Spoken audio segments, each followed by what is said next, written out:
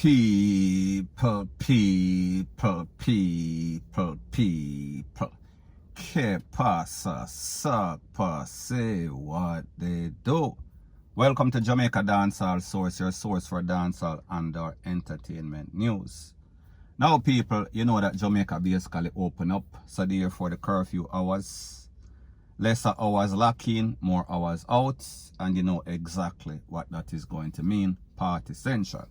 Now people, there's a pro and con to everything. There's a ebb and a flow. That means even though you get more time, it causes more sorts of accidents in Jamaica. It causes the rise of the pandemic. So therefore, I am speaking about an incident in which a popular record driver, a bike man, was taken out or lost his life in a place called Rosal, close to the Ritz-Carlton, and his name is Greg Myers.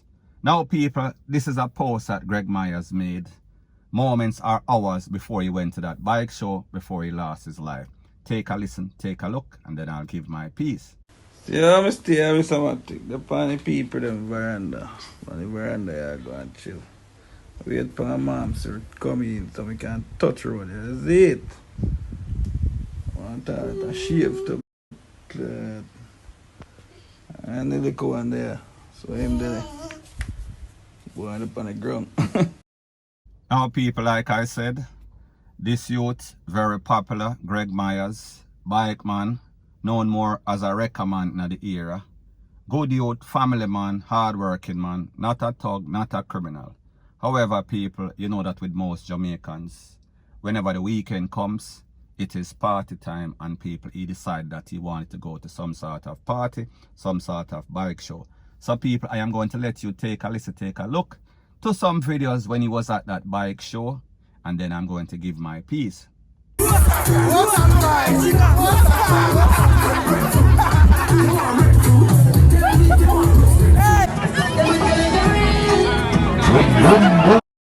Now people, like I said, that is Greg at the party, having a good time, sipping on his drinks, whatever the case is, dancing up a storm, having the time of his life. However, people, like I've always said, there's a saying that goes something like this: chicken merry, heart then near. That means that whenever you think that it is peace and safety, it is a destruction. So people, I am going to let you take a listen, take a look at the edited version of the video after he lost his life, after him basically lick up in some sort of garbage truck that they claim did not have any sorts of light, did not have any sorts of reflector, and of course you know that this man was basically a little bit under, you know what I talk about. So people, take a listen, take a look, and then I'll give my piece. Yeah, God knows that.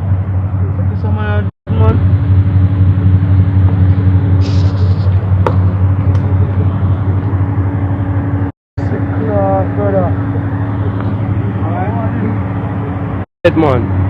Someone left.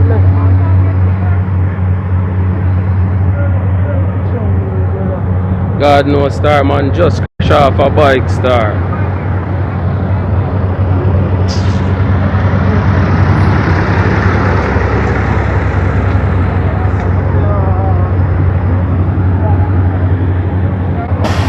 And leak up in a garbage truck after that.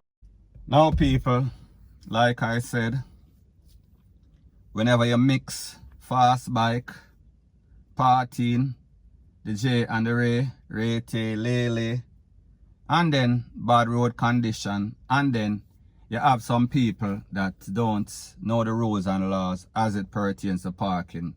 I am speaking about these drivers of these big trucks that are always parked on the road, no sorts of lights, no sorts of reflector on a dark road. So people, you know that that is a recipe for disaster. However, people, the point I am trying to make is this: there is something definitely wrong in Jamaica. There is something wrong with the system in which persons are allowed to violate the same thing over and over. And even after one person loses their life because of the same thing, because people, we've heard of numerous incidents in which whole heap of people fly under some sort of big old truck we park on the road, in the dark, the back hang out on the road, and then a next car or a bike, whatever, run at the back of them, and then that is it. That person is taken to the afterlife. So people, in this case, we say that is the case.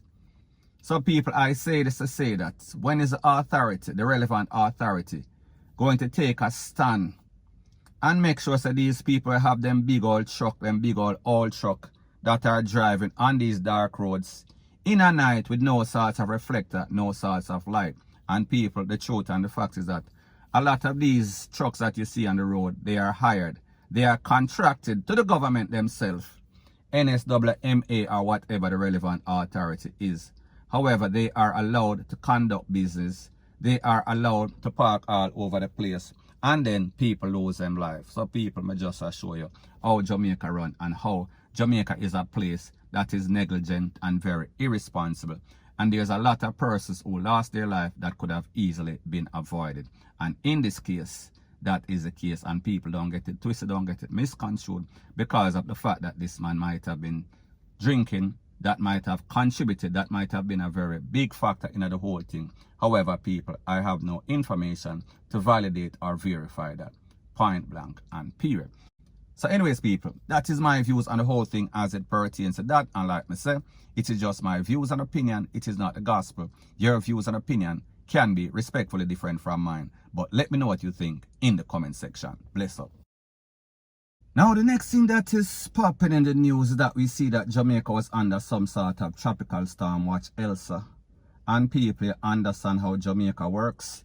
You know that Jamaicans, 2-foot posted, 2-foot hyenas, they are very opportunistic. So therefore, if them realize that a lot of businesses are going to be closed, they are going to take advantage of the situation. And I am speaking specifically about an incident that occurred at a hardware store on ADLY Park Road, where it is said that a group of men broke into the place and stole a whole bunch of lumber. And people, if you look at your screen, these are the pictures right here.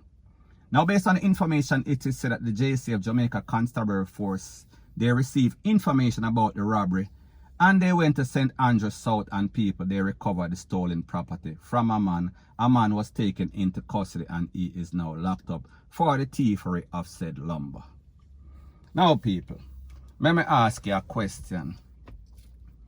It seems as if Jamaicans are filled with the chromosome, the genes of thievery. It seems as if a lot of these people, including elderly people in this case, he is not a teenager, he is not in his 20s. May I talk about big man, great tone man. He decided that it is the right thing to do, to pounce on the people and stuff. Take away the people them stuff in all sorts of chuck back, all sorts of van back, and then sell it for his own personal gain. Now, people, let me ask you a question. And I am speaking as a Jamaican, talk truths. Isn't Jamaicans a thiefer set of people? Isn't Jamaicans a lazy set of people? Because people, it seems as if they cannot just see people things, leave alone. They feel as if they have some sort of investment. And people, like I've always said, you cannot reap what you sow. However, Jamaicans don't want to reap. And people, I am just speaking in general because the truth and the fact is that most Jamaicans are hardworking people, tax-paying, law-abiding residents. However, the few bad apples, well, not the few, the whole lot of bad apples that are out there, they make it look bad for everybody else.